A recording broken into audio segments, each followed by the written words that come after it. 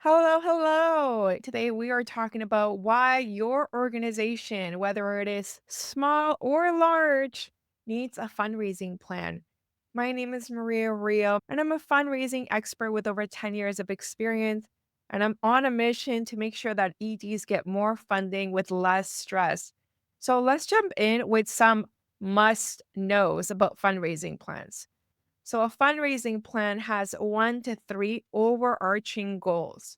Those goals should align with the organizational goals and mission, your overall values, and your plan should identify donor segments, timelines, and outreach strategies. So, what is actually going to be accomplished? What are you going to focus on? And what are you not going to focus on over the course of the next 12 months? It includes also your starting metrics. So, how many donors you currently have, how much you're currently raising, where that money is coming from, if it's coming from grants, corporates, planned giving, anything like that. And then it also blends your short term goals with your longer term vision. So, what you're doing shouldn't only provide returns for the next month. We're looking at sustainability of your organization.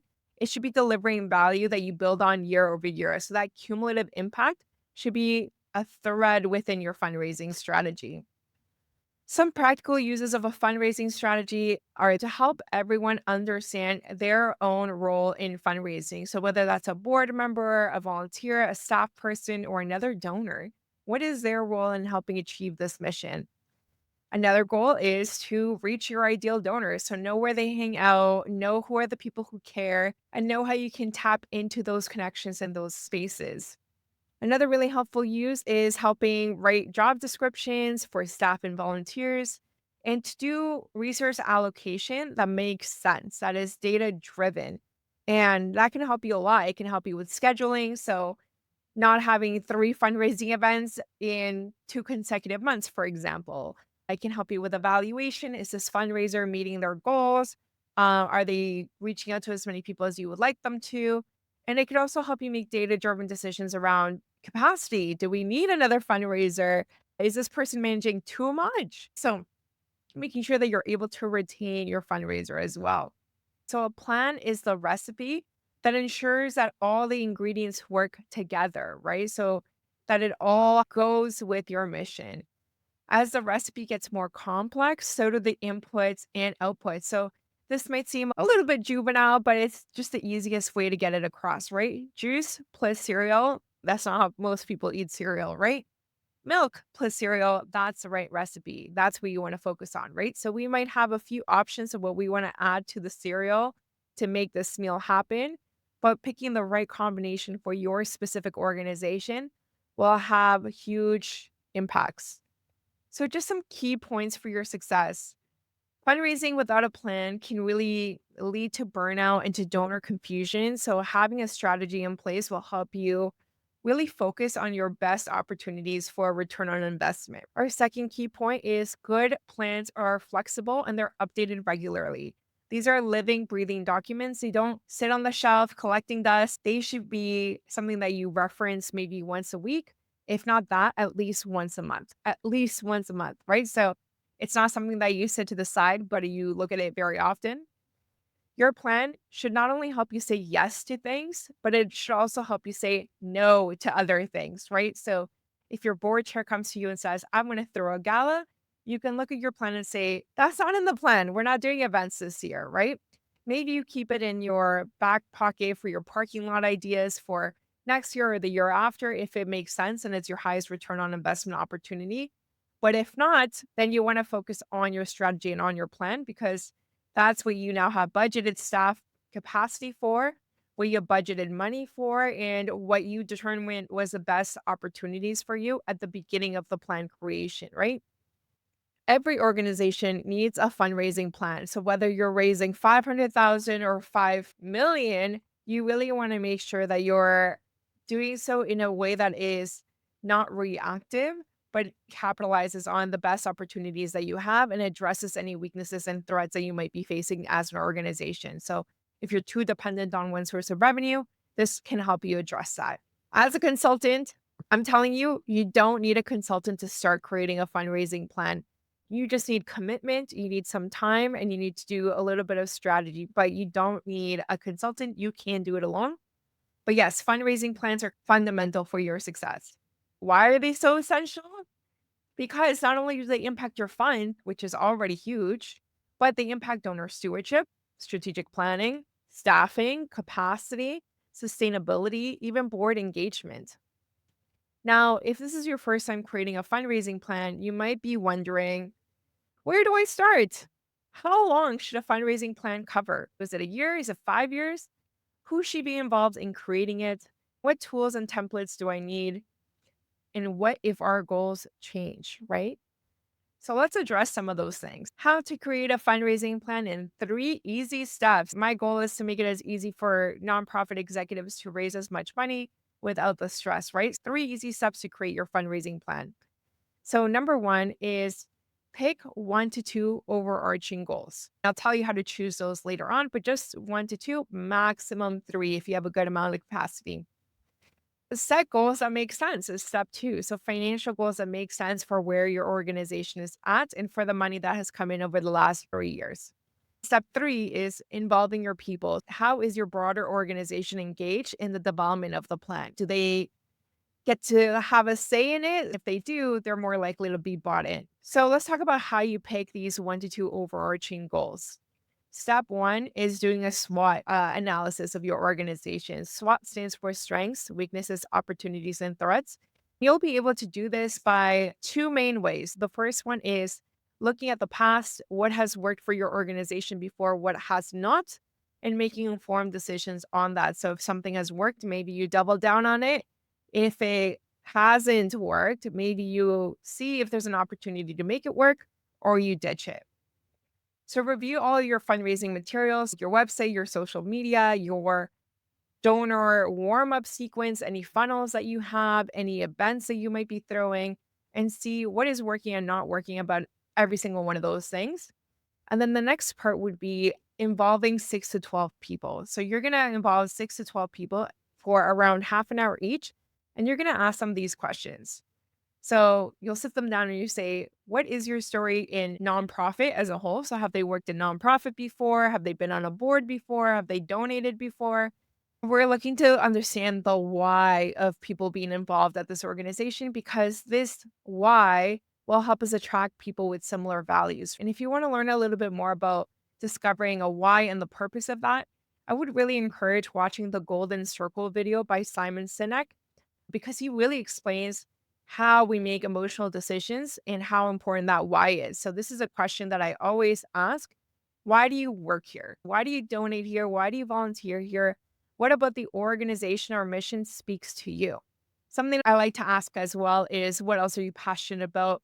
This was kind of an interesting question because it will tell you where these people hang out outside of this organization, right? So maybe they hang out at another festival if you run a festival organization, right? Or maybe they volunteer somewhere completely different. And knowing where people are spending time will help you identify where your ideal donors are because you already know these people share your values. So those people in those communities might also share your values, right?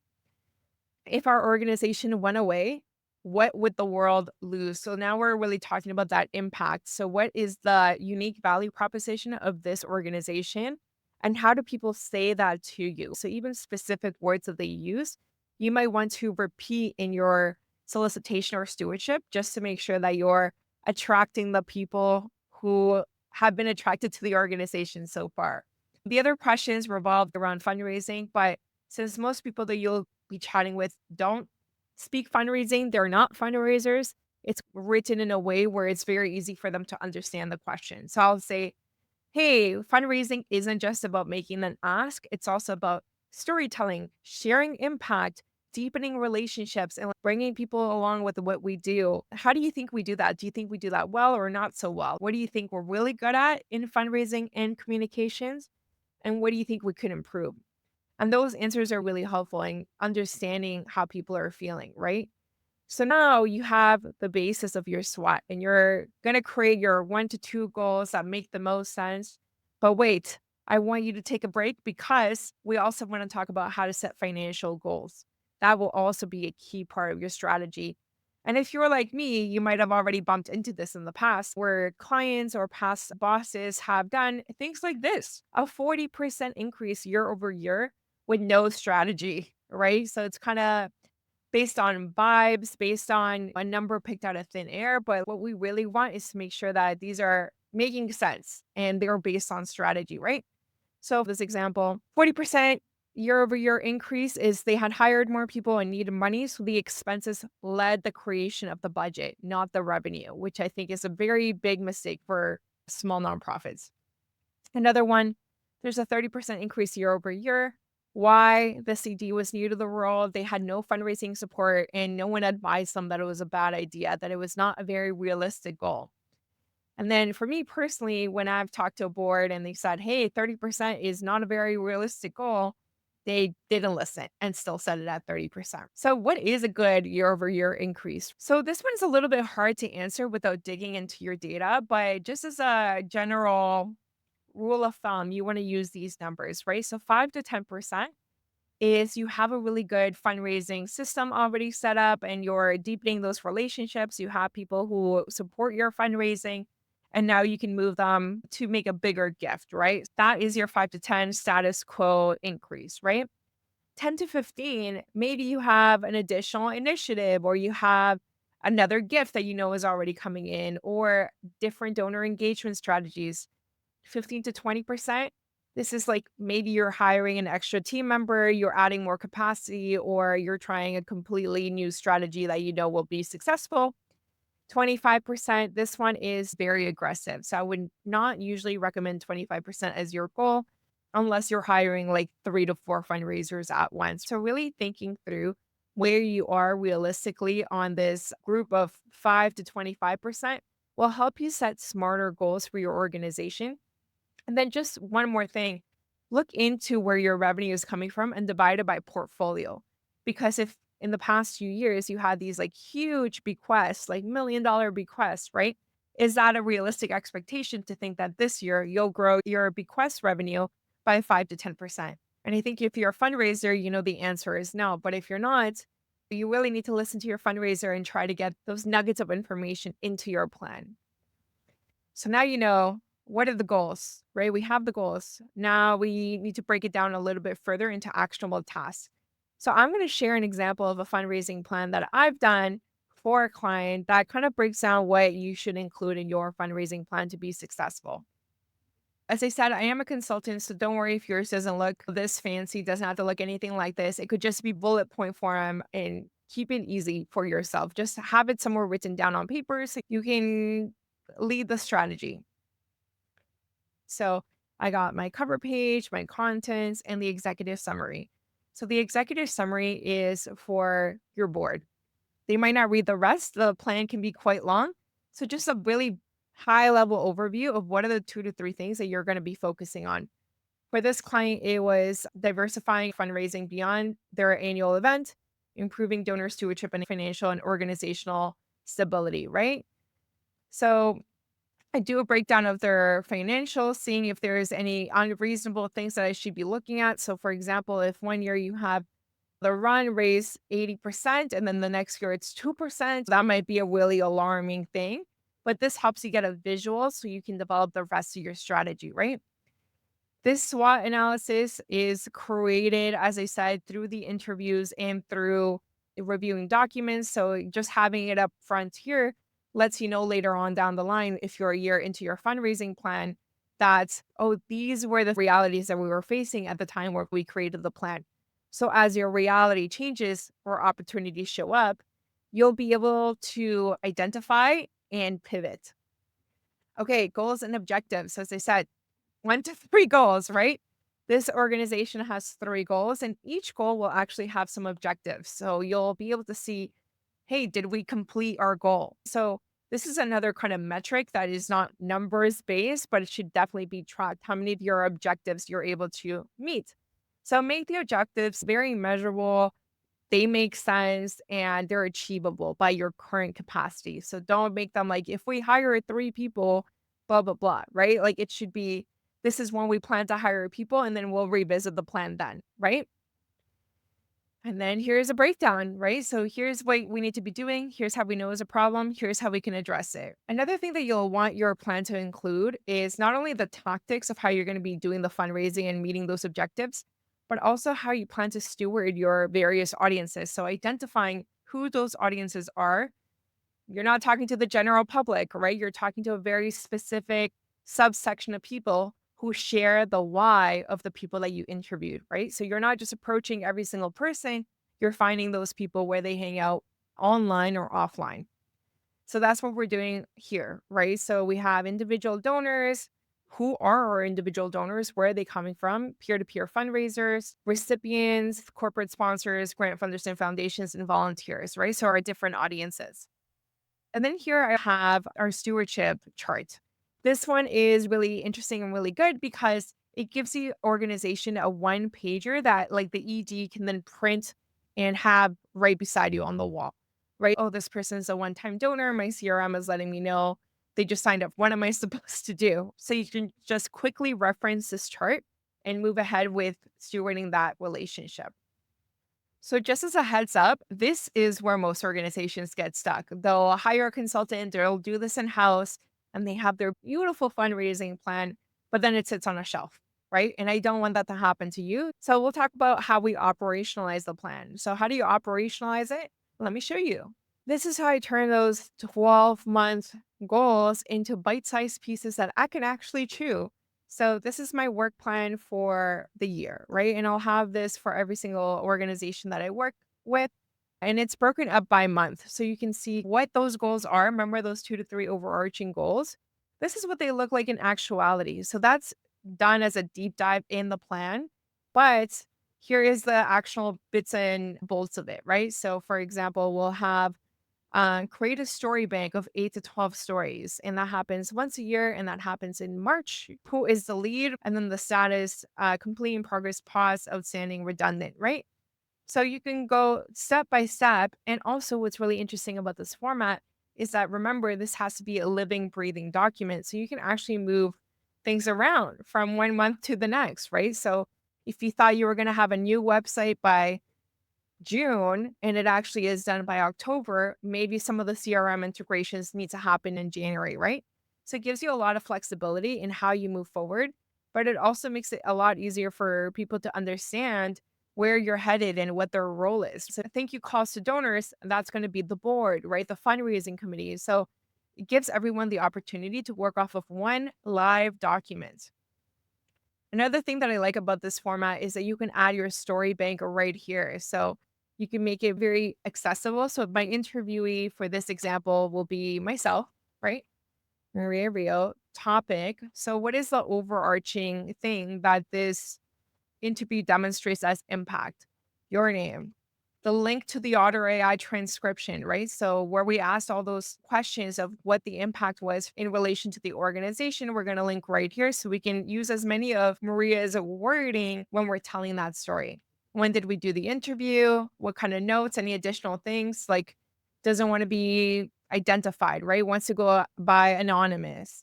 Did we use it and how do we contact them? And then I also have a parking lot here just in case anyone looks at the plan and says, hey, I actually do really want to have a peer to peer campaign and I think you should run it. It goes in the parking lot.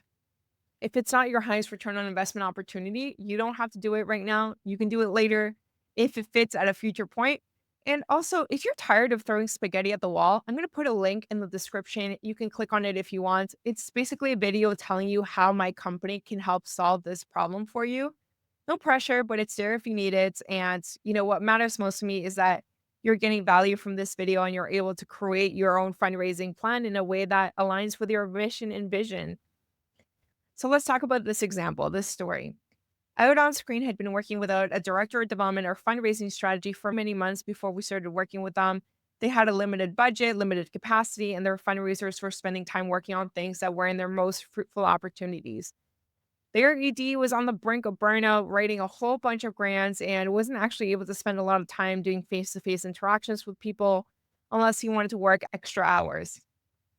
After they had a fundraising strategy and started to implement it, they dropped what wasn't working and were able to better allocate their resources. So their time, their staff, their money, right, to raise funds in a way authentic to their values. The implementation of a fundraising strategy at this organization led to a 30% increase in overall annual revenue, 34% increase in dollars raised through the Vancouver Queer Film Festival.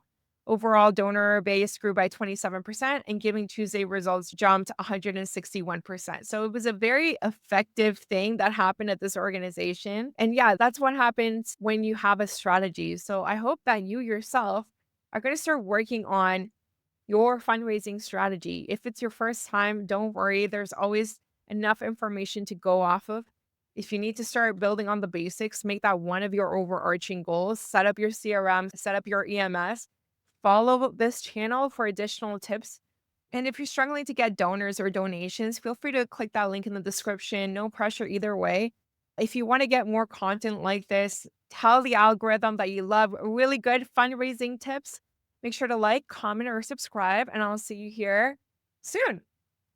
Thanks so much for watching. Don't forget to take care of yourself. Our people are our strongest assets. So, really do what you can to take care of yourself. That's it for today. Bye for now.